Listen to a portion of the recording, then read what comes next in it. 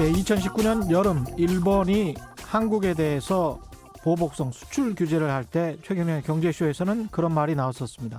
지금 삼성전자 사야 하는 것 아닌가? 현실적으로 삼성이 갑이다. 일본 무리수다. 그때 삼성전자 주가 42,000원대였습니다. 코로나19의 공포가 엄습해온 지난 봄에는 폭락한 한국의 주식시장이 오히려 안전자산이 될 수도 있다는 이야기도 했습니다. 유튜브 제목이기도 했습니다. 그리고 지금은 조심하시라, 빚 갚으시라, 시장의 최대 악재는 높아진 가격이다. 인플레이션과 금리 인상의 미래에도 대비하시라는 이야기를 주로 드리고 있습니다.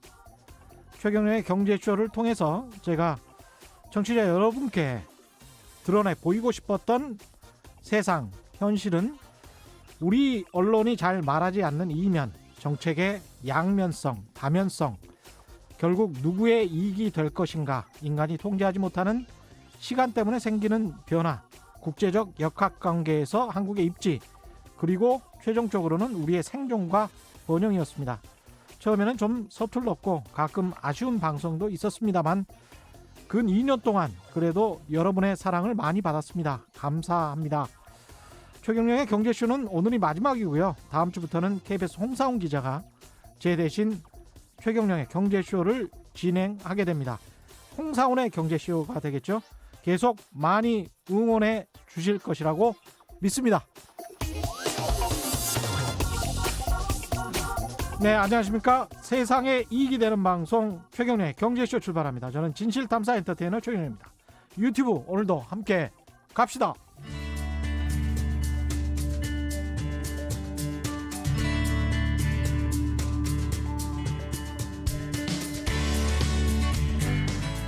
경제방송 아무거나 들으면 큰일 납니다. 듣고 또 들어도 탈이 나지 않는 최경영의 경제쇼.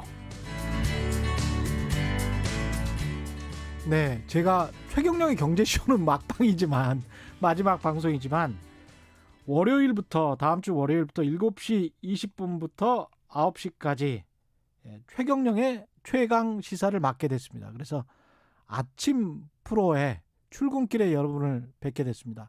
100분간 더 긴 시간 동안 또 경제 정치 시사 프로기는 합니다만은 경제 뉴스도 많이 가미할 생각입니다. 그래서 그 프로그램도 많이 응원해 주시고요. 아주 치열한 전쟁터로 지금 들어가는 거니까요. 최경영의 경제쇼는 많이 뛰어났고요. 거기 가서 또 KBS를 살려놓겠습니다. 예.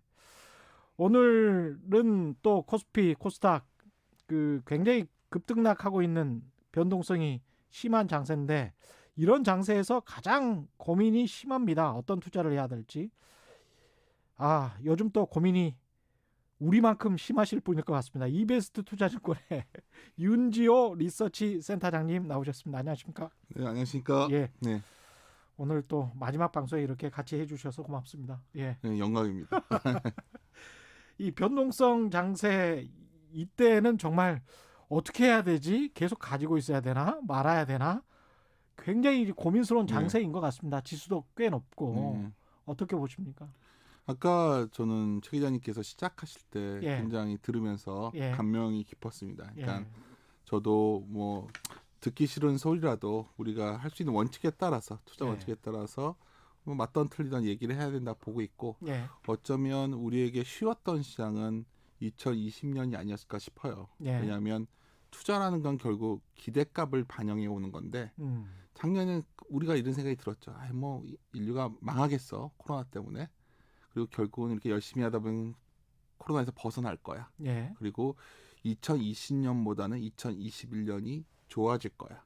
기업 이익도 좋아지고 뭔가 나아지겠지. 예. 이런 믿음 속에서 기대값을 반영해 왔다면 지금 시점에서는 왜 변동성이 생길까 생각해 보면 개인들 투자자분들도 중심에 많이 유입돼서 뭔가 굉장히 더 장기적으로 굳건한 기반이 생긴 건 분명한데 예. 문제는 주식시장이 수급만 갖고 움직일 수는 없고 중요한 건 결국 실적이라든가 경기가 좋아져야 되는데 그거에 대해서 뭔가 좀 주가가 너무 빨리 달려온 느낌을 받고 있는 거죠.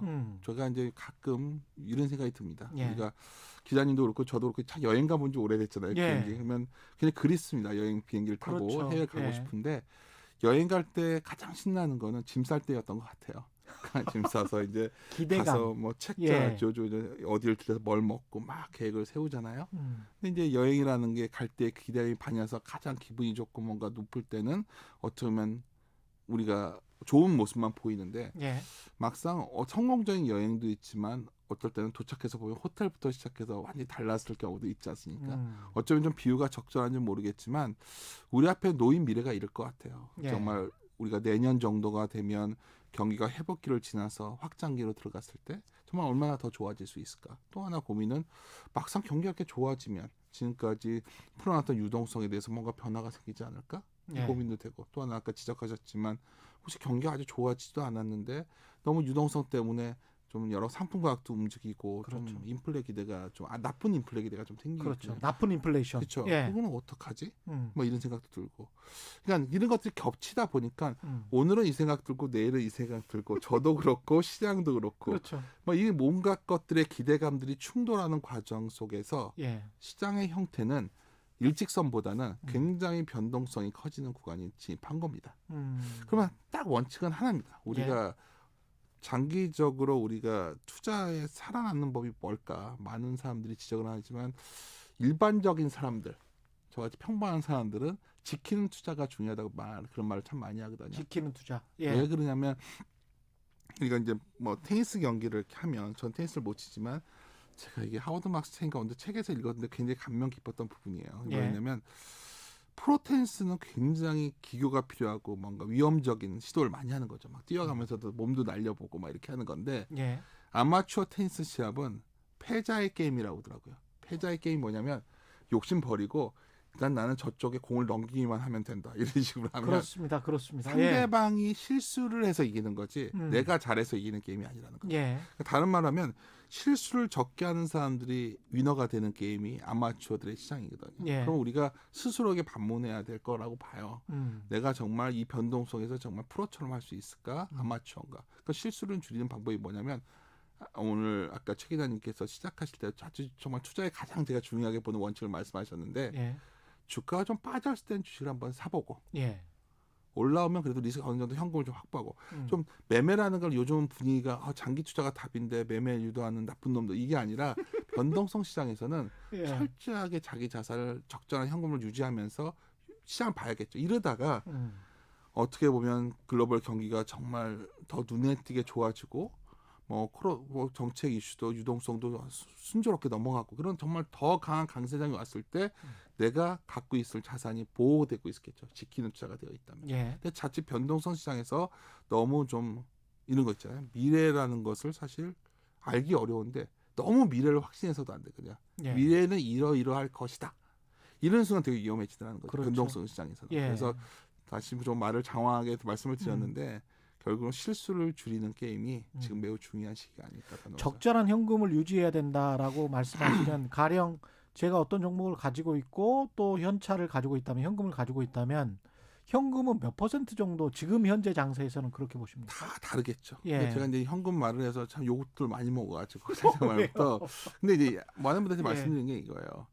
막 주식을 다 사고 주식 100% 아니면 현금 100%를 많이들 생각하시는 것 같아요. 그거 전혀 아닙니다. 예. 주식은 장기적으로 우리가 주식 투자라는 거는 사업을 간접적으로 하는 거잖아요. 내가 예. 직접 사업을 안 하고 어쩌면 그렇기 때문에 현금 흐름이 좋고 또 망하지 않고 돈을 계속 주는 회사를 투자를 해야겠죠. 예. 근데 그러한 기업들이 참 힘든 게 뭐냐면 들고 가기 위해서는 내가 주식만 너무 다 들고 있고 내 자산이 그리고 그 주식마저도 레버리지가 너무 크게 들고 있다 보면 장이 급등난 구간에서 못 버티고 다 던지게 된다는 거죠. 인간의 심리가 그렇습니다. 팔기 시작하면 다 팔거든요. 예. 사기 시작하면 막 끝까지 사고. 그래서 적절한 현금은 어쩌면 자신이 감당할 수 있는 위험인 것 같아요. 아실 거예요. 예. 내가 이 말씀을 드렸을 때 개인 투자들이 가장 큰 실수가 이런 얘기를 많이 하더라고요.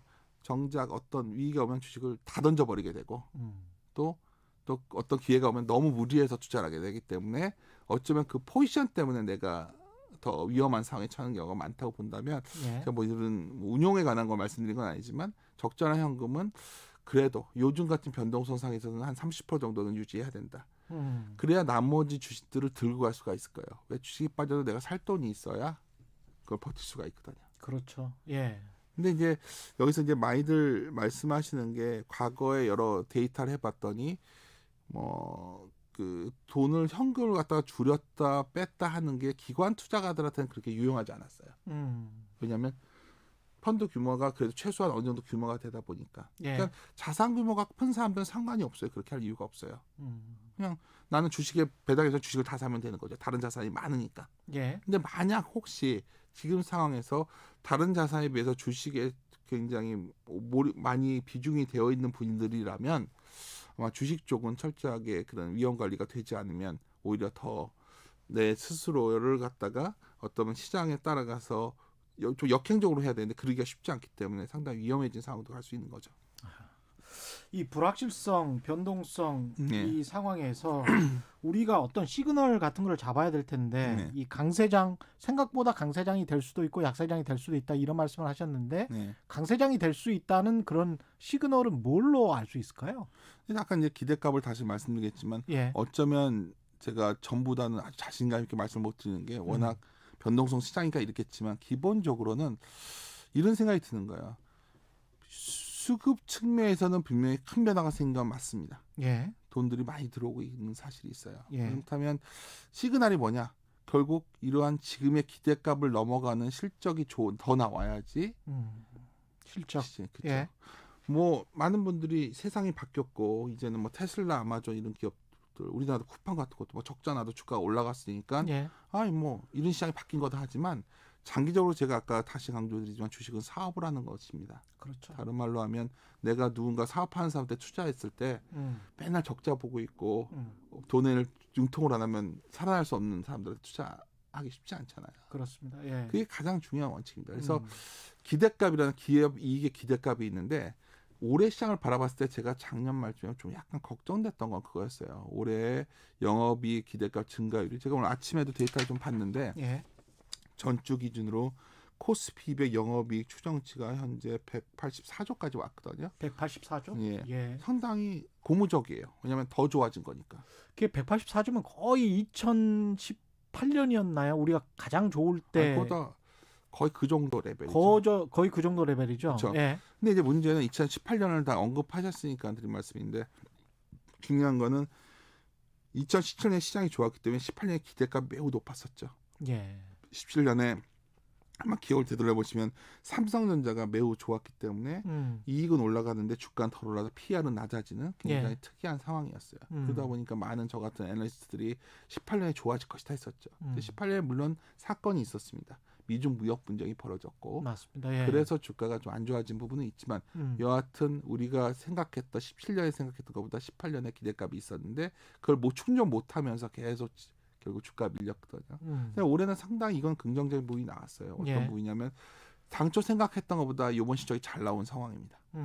이건 분명히 긍정적이에요. 예. 근데 근데 이제 이러한 흐름이 언제까지 이어지냐가 매우 중요한데 예를 들어서 올해 현재 고민스러운 부분이 이런 거죠. 작년에 워낙 데이터들이 극렬하게 나왔기 때문에 아마 수출 증가율이 우리 기업 실적에는 가장 관련이 높은데 한 5월쯤이면 수출 증가율이 꺾일 확률이 매우 높습니다. 예. 기저 때문에. 예. 저는 굉장히 단순한 데이터를 보고 있을 때 그 이후에도 이게 유지될 수 있을까?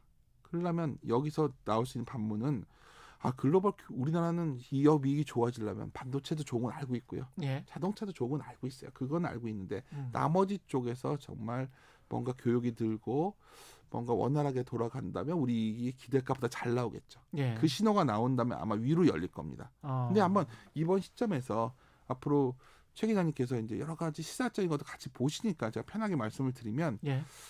제가 잊지 못하는 사건이 2009년 4월에 예.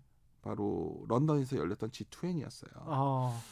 왜 기억을 하면 우리가 2008년에 금융이 겪고 나서 정신이 없었어요. 막 끝없이 망하고 이러니까 예. 이거 도대체 방안이 뭐가 있을까? 근데 2009년 4월에 G20들이 모여가지고 여러 정책을 내놨는데 그때는 정말 중국이 밖에서 자신의 모든 걸 바쳐서 글로벌 경제를 지원했습니다. 그랬죠. 그때 오버캐파 때문에 지금까지 고생하는 거야 중국은. 그리고 미국이 무너지지 않게 하기 위해서 유럽도 굉장히 협조적이었어요. 그래서 당시 이후에 보면 9년, 10년, 11년을 보면 많은 분들이 지금 그때와 비슷하다고 얘기를 하지만 저는 경제라는 것도 결국 정치와 연장선상에서 좀 해석을 해야 되는 부분인데 예. 그때와 본질적인 다른 부분이 하나 있는 거예요. 그때는 서로 굉장히 코워킹이 되는 구조였고 뭔가 같이 협력을 해야 살아난다 봤어요. 왜 그랬을까요? 그 전에 경기가 확장기의 그림이 미국과 중국이 서로 협조하는 관계였기 때문에. 그러네요. 그렇죠. 예. 그 당시에 미국은 어떻게 본다면 싸게 중국의 물건을 가져오니까 자기들은 남는 잉여를 R&D에 투자를 집중했었고 예. 또 소비에 집중하다 보니 계속해서 성장 엔진이 돌아갔던 거고 중국은 결국 미국에 싸게 생산하기 위해서 원료들을 싸게 가져와서 생산할 수 있으니 예. 공장은 이 중국이 비약적으로 발전을 했고 근데 이제는 둘이 그 관계가 아닌 거예요. 그러니까 경쟁적인 협조 관계에서 지금 완전히 갈등 관계로 좀 바뀌었죠. 많은 분들이 이제 예. 트럼프에서 바이든을 바뀌었기 때문에 바뀔 것이다. 하지만 둘 다 미국의 대통령이고 예. 어쩜 미국의 국민들이 원하는 거는 미국에도 공장이 좀 있어야겠고 나는 중국에서 만든 물건보다 미국에서 만든 것을 더 우선시해야 되는 상황. 그러니까 한마디로 말해서 협조가 잘 안 되는 상황입니다. 그 결과가 결국 최근에 보면 중국이 이제 좀 있으면 전인대 준비를 하고 있는데 저희 담당 애널리스트가 중국의 여러 가지 그 지방 정부보다의 계획을 보다 보니 생각보다 내수에 이렇게 신경을 많이 안 쓰더라고요.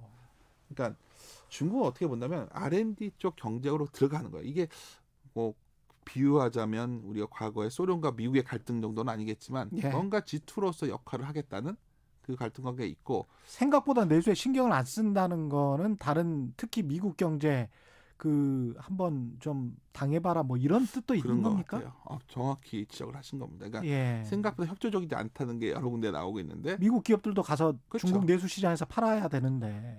우리 알아서 우리 자체로 돌아가지고 이렇게 무리해서 하지는 않겠다는 거죠. 또 하나 또 흥미로운 부분은 예. 이거 얼마 전에 이제 여러 가지 사건들이 다 연관되어 있겠지만 유럽의 20위를 구성하는 여러 중앙은행 총재들이 있습니다. 근데 제가 이름이 갑자기 또 생각이 안 나서 깜빡깜빡하네요. 이게 네덜란드 중앙은행 총재가 굉장히 강한 발언을 했어요. 예. 우리가 다 알다시피 올해의 어떤 기대값 중에 하나가 이거 아닌가요? 달러 약세. 달러 약세 때문에 글로벌 유동성이 굉장히 풍부해질 것이다. 그러니까 저금리와 달러 약세라는 두 축이 어쩌면 펀드멘탈 외에도 시장을 이끄는 가장 큰 축인데 저금리는 다음에 논하고자 하고 예. 달러 약세라는 부분을 놓고 봤을 때 소위 네덜란드 중앙은행 주재 22위원이 나는 용인하지 않겠다는 거죠. 왜? 유럽이 더 힘드니까 지금. 유럽이 힘드니까 예. 만약에 달러 약세를 유도하면 미국이 그렇게 하지도 않겠지만 만약 그런 징후가 나면 자기들은 어쩌면 유로를 더 약세 유도하겠다는 거죠. 덮을 수 있고. 일종의 커런시 워예요. 그러니까 제가 드리고 말씀은 환율 전쟁. 환율 전쟁이 벌어졌다가 아니라 어쩌면 우리가 달러가 뭐죠? 뭐 원화에 대한 약세를 얘기하는 게 아니라 유로나 엔이나 좀 글로벌 통화에 그렇죠. 대한 걸 예. 보는 건데 제가 보기엔 달러가 약할 것 같지가 않아요. 기른 흐름을 보면. 또 하나 남는 징후는 예. 서로 이렇게 협력 관계가 협조 관계가 잘 안 되고 있구나가 느껴지는 거죠. 그래서 여기서 이런 그림도 가능할 것 같습니다. 작년에는 어쩌면 글로벌 경제에서 좀 중국이 제일 좋았죠. 중국이나 그랬죠. 한국이 좋았죠. 예. 한국이 어마어마한 정말 성과를 보여줬죠. 그런데 이번에 보면은 미국이 상당히 경제가 좋아지고 있거든요. 예. 어제 나온 고용 데이터가 또 미국이 탁월하게 좋은 상황이에요. 그리고 예를 들어서 데이터를 본다면 미국의 성장률 3분기가 한 10%가 넘어갔는데 G20가 7%대란 말이에요. 예. 그러면 당연히 달러가 약하지 않겠죠. 그렇게 되네. 그러니까 예. 우리가 항상 변동성이 왜 생기냐로 다시 질문을 돌아간다면 변동성이라는 건 결국 기대값이 충돌하는 과정인데 왜 충돌할까요? 원래 생각했던 컨센서스와 다른 데이터가 나왔을 때 충돌이 더 나는 거예요. 대표적으로 환 같은 데서 좀 충돌 현상이 더 나오고 있고 예. 그러다 보니 미국 증시는 상대적으로 견조할 수가 더 있고 달러도 더 우리가 약세가 아니라 버텨줄 수가 있고 근데 이게 또 연장이 또 뭐가 되냐면 정말로 이래서 미국이 더 좋아져요. 예. 또 어제 미국 증시에서는 아틀란타 연방 총재이 예를 들어서 뭐 양적 완화 아직 멀었다 이런 얘기를 하고 있지만 우리가 시한부가 있는 거잖아요. 예.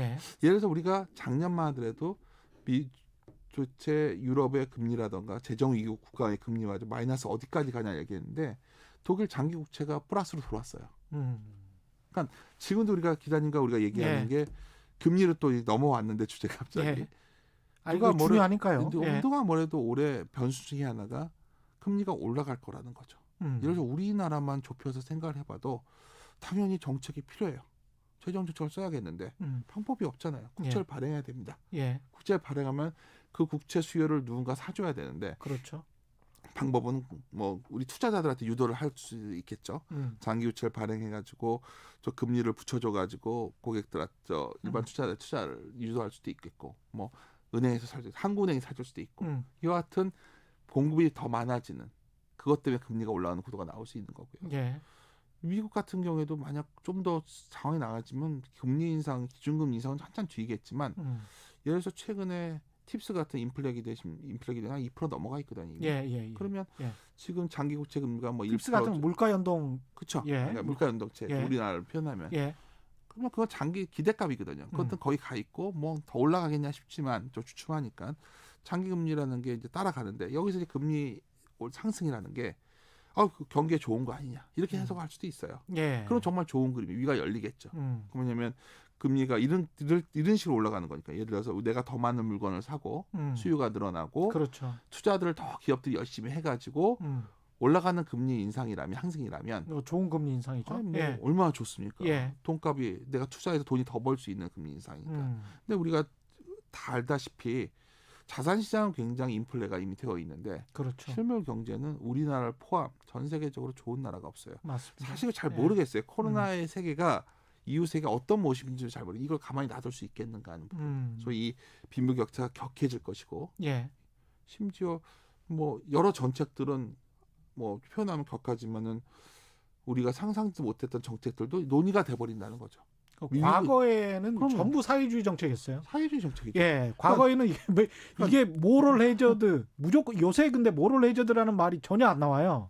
예를 들어서 채무 탕감이나 뭐 이런 것들. 당연하죠. 예, 근데 이게 아주 일반화돼 버렸어요. 미국에서 지금 예. 바이든 정부에서 미국은 아시다시피 가계부채 중에 학생들이 대출금들이 되게 많단 말이에요. 학자금 대출. 그거 탕감하자는 얘기까지 나와요. 그러니까 그러니까 바이든 하면 어떤 사람이냐면 예. 그 사람이 진보도 아니었어요. 그럼요. 미국의 민주당에 보시면 바이든이나 오카시오 이런 젊은 이런 사람들이 소위 기본소득부터 해서 MMT 이런 세계가 있었고 바이든은 전형적으로 외교통이었고 상원의원 외교위원장하고 부통령했던 민주당의 어떤 중도의 상징인데 그 사람마저도 이 정책을 얘기하고 있는 상황은 재정이 끝없이 부담스러워진다는 거예요. 그럼 여기서 선택이 고민스러운 거죠. 제가 선택할 건 아니지만 정말 과감하게 재정을 갔을 때 어떤 부작용이 올지 모르겠어요.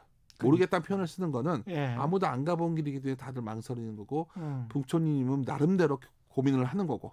우리 홍당기 부총리는 아니 저는 예. 충분히 자기의 전통적인 어떤 경제적 사고로 보면 뭐 나라 재정 상태에서 보면 이건 안 되는 거죠. 예. 근데 이런 상황까지 오거든요. 근데 왜 이런 상황까지 왔냐? 너무 벌어지니까. 근데 이러한 벌어지는 걸 그대로 놔두고서 주식시장만 계속 할 수 있을까? 이런 고민도 된다는 거죠. 기업들도 코스트적으로 다가올 거예요. 최근에 재미있는 실적이 나왔습니다. 예. 대한항공 실적이 매우 잘 나왔죠. 잘 나왔더라고요. 그럼요. 사실 많은 분들이 그러니까 저 표현하면 웃기지만 아직 여행도 아무도 못 가고 있는데 가장 순일이 좋았던 것 중에 하나가 대한항공이에요. 10,000원도 안 됐었거든요. 제가 왜 그걸 기억을 하냐면 예. 제 지인 어떤 분이 예. 나중에 다시 여행 갈 텐데 대한항공을 사겠다고 해서 제가 말렸었어요. 음. 이건 어떻게 될지 모른다. 예. 근데 어떤 일이 생겨서 그때 올라온 당시에는 10,000원도 안 됐다 주가가. 예. 예. 그래서 제가 그 친구는 주식을 잘 모르는 친구니까 예. 난 대한항공 될 거라 봐. 야 이건 어떻게 될지 모르는 거야. 근데 그때 판단이 틀렸다고 보진 않아요. 예. 그때는 아시아나가 있었으니까. 지금 독점업체가 됐잖아요. 예. 그러니까 이런 상황 여러 가지 상황은 계속 변해가면서 대한항공이 이제 유가도 빠져 있었으니까 그렇죠. 됐던 거죠. 예. 그리고 사람들도 막 이렇게 옛날처럼 이렇게 대규모 해고를 시키는데 어떻게 사람들이 가만히 있죠? 난리 났었을 일이에요 지금. 그렇죠. 받아들이지 못하고. 못하죠. 예. 이런 구조조정을 언제 우리가 이렇게 쉽게 받아들였어요? 예. 여행업계들도 그냥 다 사람들 쉽게 말해서 그냥 집으로 보내고 있는데 어쩔 수 없다라고 어쩔 수 생각하는. 없다고 하는 거죠. 예. 제가 들어봐서 이런 구조조정 때문에 어쩌면 주식시장이 화랑이 왔던 거죠. 산설적 그러니까 대한항공이나 상징물을 놓고서 생각해 봤을 때 항공업계가 정말 그냥 좋아진 건 아닌 걸 우리 알고 있잖아. 여행도 못 가고 있고 물론 거기 좋아지는 화물 운송을 한 거죠. 반도체도 나르고 했지만 그렇죠. 밑에 깔린 거는 매출은 안 늘었는데 이익이 늘어났다는 거예요. 이익이 왜 늘어났냐? 구조조정을 했고 비용이 줄었기 때문에. 그런데 경제가 살아난다는 말은 다른 말로 하면 연준에서도 얘기했지만 고용이 다시 그래도 나아지는 걸 얘기하는 거고. 예. 그럼 다시 이게 코스트겠죠. 그리고 원자재 가격이 많이 오를 거예요. 왜냐하면 당장 실물 경제가 안 들어가니까 그 돈들이 어딜 가냐? 상품 시장이나 뭐라도 사는 거죠 지금. 예. 그러면 그러한 인플레가 났을 때 금리가 올라갔을 때는 코스트적 요소가 되게 강해지는 거죠. 비용적 요소. 그렇죠. 그러니까 기업 우리가 지금 뭘 얘기하다 보면 여기까지 왔냐면 결국 앞으로의 위에든 아래든 방향을 잡는 거는 그렇죠. 예. 큰 미래의 어떤 우리가 열린 새로운 신세계가 열려서 그 신세계에 투자를 하자 얘기도 맞는 말이지만 장기로 보면 예. 더 중요한 거는 앞으로 이익의 기대값이 좋아지는 방향이라야지만 시장은 좀 힘이 있게 갈 수 있다는 거예요. 이게 기대값이 좋아진다. 그걸 지금 말씀하시는 걸 쭉 따라가다 보면 굉장히 좀 긍정적인 미래 전망도 나오기도 하지만 네. 당장에 주식시장에서 느끼는 거는 가령 이제 미국의 장기 국채 금리가 올라가고 그 수익률이 국채 수익률이 올라가고 뭐 이런 것들이 결국은 안전자산 선호도로 나타나면서 한국 주식시장이 더 빠지는 거 아니냐. 그러니까 그런 어떤 단기적인 어떤 불안감 같은 게 그 금리랄지 국채 수익률에 좀 녹아 있는 거 아닙니까 그렇죠. 지금? 그러니까 지금 예. 어떻게 보면 1월 첫 10일 정도 이후에 예. 주가가 이러고 있는 거는 서로 부닥치고 있는 거예요. 이미. 예. 저 같은 사람은 더 빠질 줄 알았어요. 근데 굉장히 어쩌면 우리나라의 자산 구조의 변화가 생기면서 버팀목이 강하게 있는 건 인정. 예. 그렇지만 위로 열기 위해서도 주가라는 게 전체적으로 주가의 부담을 느끼는 상황은 분명해요. 머리 찾을 게 없습니다. 이번에 비슷한 극단적 사례가 있었잖아요. 미국의 게임스탑 같은 이슈를 보면 예. 우리가 결국 수급으로만 주가를 움직일 수 없다는 거는 거기서도 드러난 거죠. 예. 근데 중요한 건 주가 전체 부담을 느끼는 상황에서 어쩌면 이 기대감의 방향으로 주가가 올라가는 문제가 없는데 지금 문제는 뭐냐면 주가 자체가 심리를 끌고 있다는 거죠. 그러니까 주가가 올라가면 와 달려드는 분위기가 있다 보니까 예. 어쩌면 기대값에 비해서 더 앞서갔던 주가에 대한 고민들을 이미 시장에서 한 달째 진행하고 있는 것 같아요. 저희가 보기에는. 그러니까 이러한 기간이 앞으로 더 있어야 된다 보고 있어요. 저는. 예. 그래서 이런 분들이 많이 궁금해하시죠. 그럼 너 생각은 뭐야? 3,500 간다는 건 3,000, 4,000 간다는 거야. 근데 어떻게 본다면 뭐 저도 여기서 가장 듣기 좋은 말은 언젠가 갑니다 하면 편합니다. 예. 근데 아까 제가 여행지라는 걸 말씀드렸죠. 여행을 갔는데 기후가 갑자기 동남아를 갔는데 하루 종일 비만 쏟아지는 경우도 있을 수 있는 거고. 그렇죠. 뭐 그럴 일은 없겠지만은 어느 섬에 갔는데 고립될 수도 있는 거고. 또 어떨 때는 갔는데 재수가 좋아서 호텔을 숙박했는데 갑자기 호텔이 빈방이 많아가지고 스위트룸으로 바꿔주는 경험이 있어요. 고립 스위트룸 여행 갔는데 호텔에서 방을 바꿔주더라고요. 그래서 제가 정말 이런 가장 좋았던 추억의 여행이 있는데 그러니까 지금 시점에서는 내년의 경기 확장을 반영해서 그냥 주가를 마냥 땡길 수 없다. 왜 이 말씀을 드리냐? 한 3,300 정도만 넘어가도 2022년에 기대값을 땡겨오는 레벨이에요. 그러니까 그때 이익 정도, 그러니까 21년 기대값 정도가 아니라 훨씬 높은 기대값을 가져올 수밖에. 그리고 근데 지금 시점에 너무 섣불리 판단하지 말자는 거죠. 물론 이런 방법은 가능해요. 난 당신이 뭐라고 말하던 미래가 밝다 보니까 2022, 23, 24에 어차피 경기 확장이 제대로 올 거야. 그렇다고 본다면 나는 여기서 싸게 샀은 거니까 들고 가겠어. 이랬을 때 이제 소위 우리가 항상 말하는 저희 같은 사람들은 숫자를 보는 습관이 있는데 지금 싸진 않다는 건 확실해요. 기업 주가가 전체 우리나라 다 서메이션한 전체 수준을 놓고 본다면 뭐 여기서 여백이 있더라도 위로는 제한적이고 뭐 여러 가지 글로벌 다 같이 올라온 이유가 다른 나라가 더 올랐기 때문에 우리가 상대적으로 싸다고 올라온 게 많거든요. 예를 들어서 피어그룹이라는 단어가 좀 영어여서 그런데 비슷한 동종 업종의 어떤 가치에 비해서 한국의 대표 기업들이 좀 쌌었어요. 그랬죠. 그걸 메우는 과정으로 보면 한 3,500까지는 열 수가 있는 거였어요. 가령 뭐 삼성전자하고 그렇죠. 마이크론 테크놀로지하고 비교를 한다면 그렇죠. TSMC에 PBR이 훨씬 싸니까요. 그렇죠. 그리고 뭐 현대차, 기아차도 마찬가지고. 이제 이런 거를 하다 보면 열 수는 있겠지만 사실 이 모든 것들이 그러한 밸류 확장, 소위 더 올릴 수 있어도 가장 큰 이유는 동일하게 뭐였냐? 뭐 거창한 얘기할 것 없이 많은 사람들이 주식을 샀기 때문에 올라간 거예요. 소위 유동성이 들어왔기 때문에. 그래서 EPS에 비해서 확장이 나왔던 건데 우리가 아까 방금 전에 논의했던 주제가 결국 금리와 우리 환율을 얘기했었잖아요. 매크로가 노이즈를 비고 아무 중요하지 않다고들 하지만 이런 국면에서 매우 중요해지는 거죠. 만약에 여기서 금리가 움직이면 뭐 교과서적으로 할인율이 바뀌어 이걸 떠나서 사람들이 고민하겠죠. 지금 시점에서도 벌써 나오고 있지 않습니까?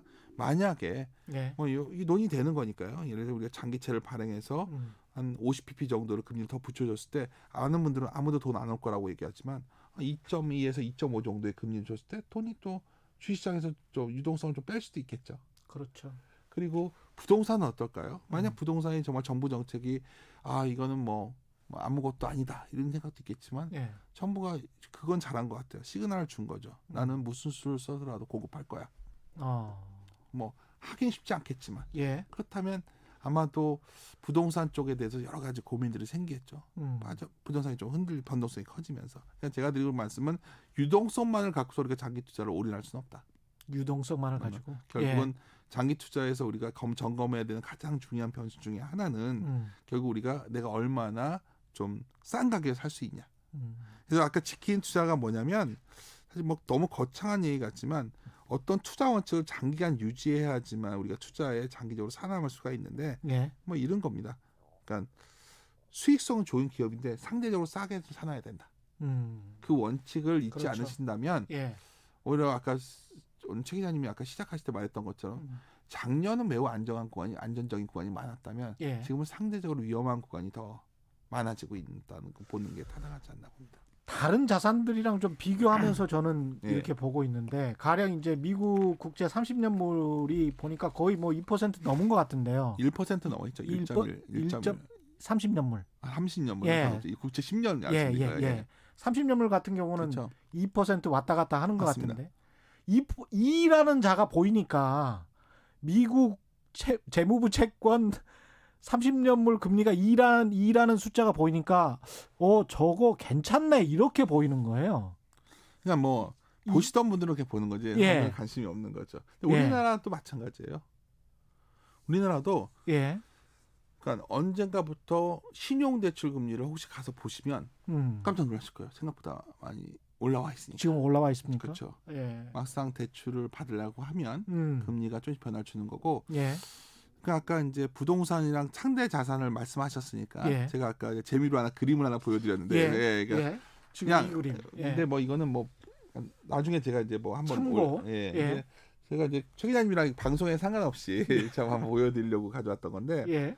제가 장기적으로 보면 우리나라에서 주택시장과 주시장 시가총액을 좀 비교해서 보면 상당히 흥미로워요. 이게 현재 새로운 현상이라고 보고 있지만 말씀을 늘 하시지만 사실 우리나라가 주택시장 주가총액을 대략 올해 것까지 가면 19년 말 총액이 있고 거기서 증가분 정도 이렇게 예. KB 뭐 은행에서 이렇게 나오는 걸 데이터를 추정해 보면 한 5,500조 정도 되거든요. 우리나라가요? 주택시장이 시가총액이 그 KB 데이터 갖고 쓰면. 예. 근데 주식시장 시가총액이 저번 달 말 기준으로 2,300조였어요. 예. 거의 지금 비율로 보면 45%거든요. 그러네요. 예. 그러면 이게 무슨 의미인가 하실 텐데 제가 이 데이터를 본 지가 좀 됐는데 2007년 10월에가 한 43.6%였고요. 예. 그리고 뭐 이번에 그 언제였죠? 그 2018년 그때도 1월 31일 날이 한 41.8% 정도. 예. 대략 한 40% 넘어가면서부터 물론 근데 IT 버블 때는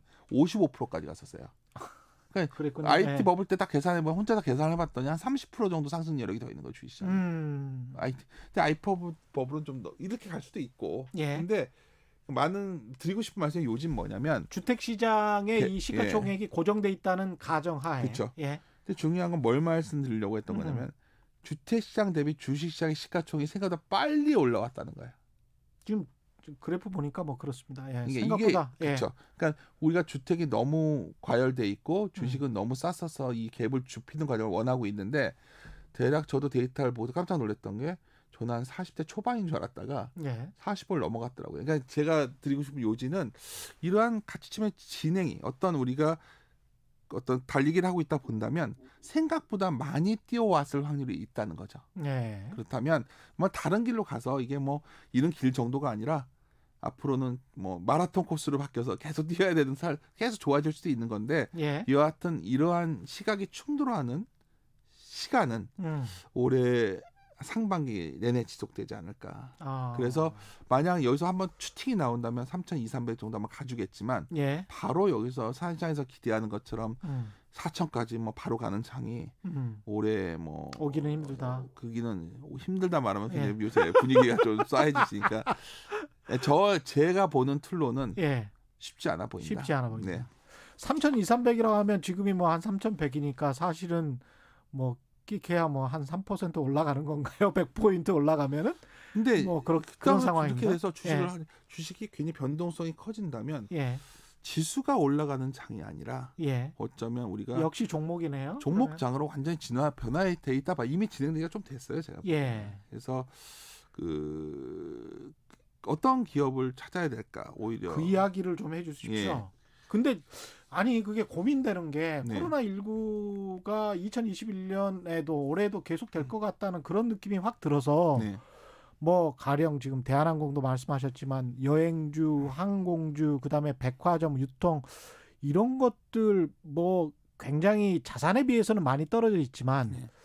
아유 이미 또 그 주가가 예상 이익에 비해서는 또 많이 올라서 그렇죠. 좀 들어가기가 좀 그렇다 이런 생각이 좀 들기도 하더라고요. 근데 이제 예. 가지다 보시면 예. 저희가 이제 여러 가지 증권사 규정상 예. 제가 뭐 정말 직접적으로 언급은 안 예, 하겠지만 업종 어떤 기업별로 보면 예. 이제 많은 분들이 물론 모든 것의 기준은 주도주가 확실히 나왔을 때는 지금 주도주는 너무 명확합니다. 올해 우리 전체 이익 기여도가 높은 산업을 딱 보면 반도체랑 자동차예요.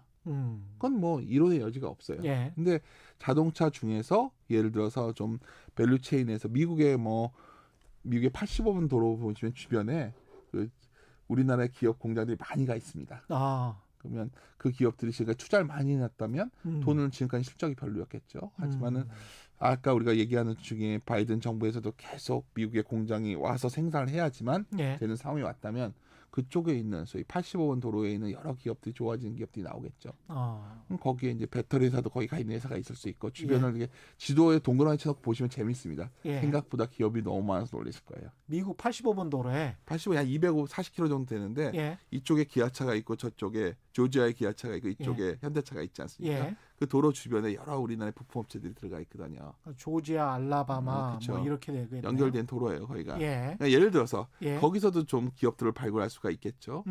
또 여러 가지 이제 최근에 보면은 반도체 쪽이나 IT 쪽에서도 좀 선별해서 보시다 보면 예. 지금 이제 과거에 비해서 굉장히 커지는 곳들이 꽤 많이 있습니다. 더 쉬운 얘기가 뭐가 있을까요? 예. 백화점도 예를 들어서 새롭게 오픈하는 백화점도 있을 거 아닙니까? 이 상황에 예.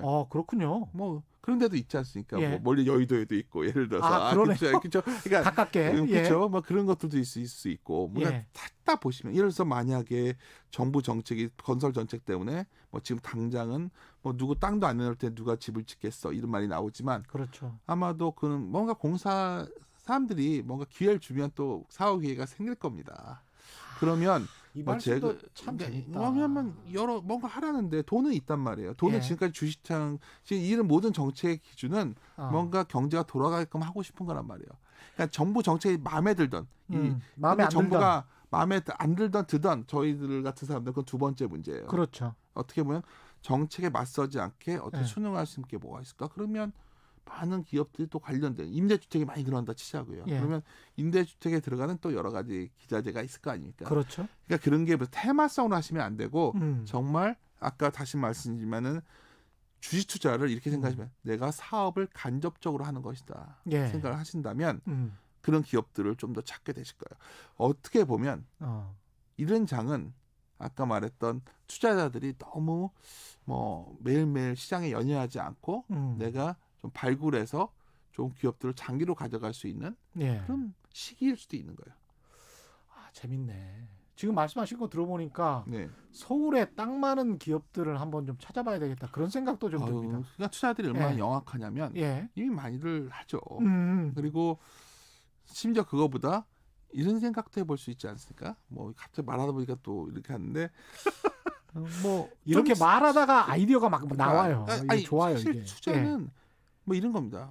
좀 싼 걸 넣어야 될 거 아니에요. 임대주택 같은 데는 물건들을 예. 아무래도 비용을 코스트 아웃 시켜야 그렇죠. 되니까 그런 예. 것들도 있을 수 있고. 그러니까 저는 많은 분들이 일반 투자분들이 이 방법도 맞아요. 난 그런 거 너무 어렵고 잘 모르겠어. 연식이 좀 나이가 있으신 분들은 난 삼성전자, 현대차만 가져갈 거야. 그렇다면 뭐 몇 년지를 보시는 거기 때문에 이렇게 저희 같은 사람 말을 들으실 필요도 없어요. 예. 근데 이거는 꼭 말씀드리고 싶어요. 특히 제가 이제 가끔 어떤 PB 분들과 동영상을 한번 봤었는데 다우지수 차트를 이렇게 하나 그려놓고서 예. 이때부터 주식시장 계속 올랐다 그래요. 근데 그 다우의 구성원을 보면 거의 사라진 기업이 매우 많습니다. 그렇죠. 예. 뭐 기자님 보시기에도 우리 대표적인 게 우리나라 대기업 집단 보면 전 놀래거든요. 그럼요. 예. 지금 기억도 못 하시는 멀리 찰 겁니다. 저희 증권회사들만 하더라도 제가 젊은 친구들한테 대우란 얘기를 하면 잘 몰라요. 진짜요? 모르는 사람도 있어요. 모르셨죠? 그러니까 그 유명한 옛날에 배우를. 뭐 예. NH의 전시 LG 아닙니까? 예. 그러니까 그런 소위 여기마저도 이렇게 바뀐다는 거죠. 그러니까 기업이 장기 투자라는 게 얼마나 리밸런싱이 중요하다. 그러니까 소위 재편 뭘 가져가고 뭘 줄이냐를 계속 가름하셔야 되는데 예. 그래서 저는 이 시장이 이렇게 많은 분들이 생각하시는 것처럼 한국 시장은 특히 미국처럼 뭐 내수가 확실히 있고 미국이 글로벌 선도하는 소위 기술 헤게모니를 갖고 있는 나라에서는 아마존이 나올 수 있지만 우리가 아마존 나오기는 쉽지는 않은 거예요. 아. 그러니까 아쉽죠. 제가 뭐 우리나라를 그렇죠. 국력을 네. 과소평가하는 게 아니라 뭐 단적인 얘기야 뭐 가끔 이런 말씀을 드려요. 많은 분들이 우리나라의 어떤 기업이 그렇게 되지 않을까. 항상 제가 드는 생각이 싸이월드라는 회사예요. 도토리.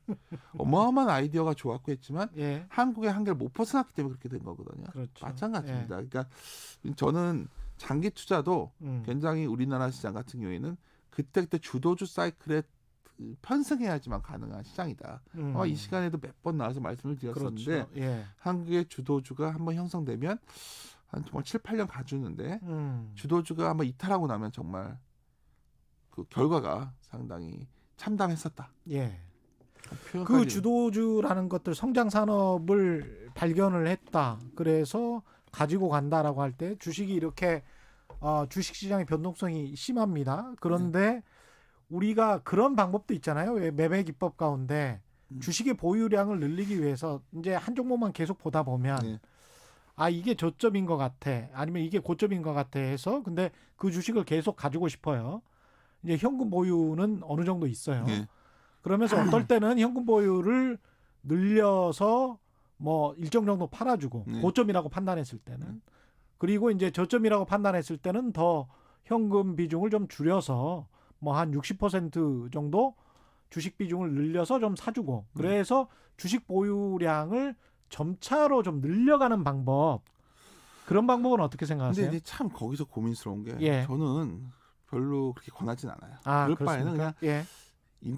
ETF 하는 게 낫다 보고 있고요. 왜 그러냐면 이런 기회가 예. 되죠. 우량주라고 그래서 우리가 예. 만약 통신주를 사놨으면 예. 어땠을까요? 음. 통신주 장기로 어떨까요? 그럼 뭐 직접 존머리 한정 같은 건 어땠을까요? 예. 예를 들어서 우리나라의 2000년대를 이끌었던 시크릿칼 주식들은 어땠을까요?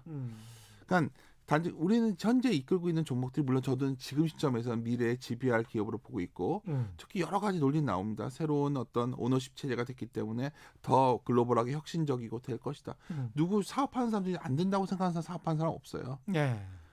주식 투자가 유리한 건 뭐냐면 사업을 하는 사람들은 그 사업을 실패하면 망하는 거지만 주식 투자자는 간접적으로 사업을 하기 때문에 그 돈만 잃으면 되는 거죠. 아니죠. 예. 잃지 않아도 되죠. 예. 그 사업이 안 될 것 같으면 그 산업이 예. 우리는 팔면 돼요. 아, 그러네. 팔면 되네. 그렇죠. 그러니까 사업주는 오너들은 예. 소위 포기할 수가 없기 때문에 있는 상황이 되는 거죠. 우리가 롯데그룹의 이 사업만 봐도 엄청 좋지만 지금도 예. 지금보다 훨씬 높은 재벌 대기업 일단 순위에 있었어요. 그렇습니다. 예. 그러니까 어떻게 했죠? 그때 우리가 지금 부동산 올랐다고 하는데 어떤 분들은 단순하게 어차피 걔가 갖고 있는 땅이 얼마인데 하고서 무슨 결과가 어땠죠?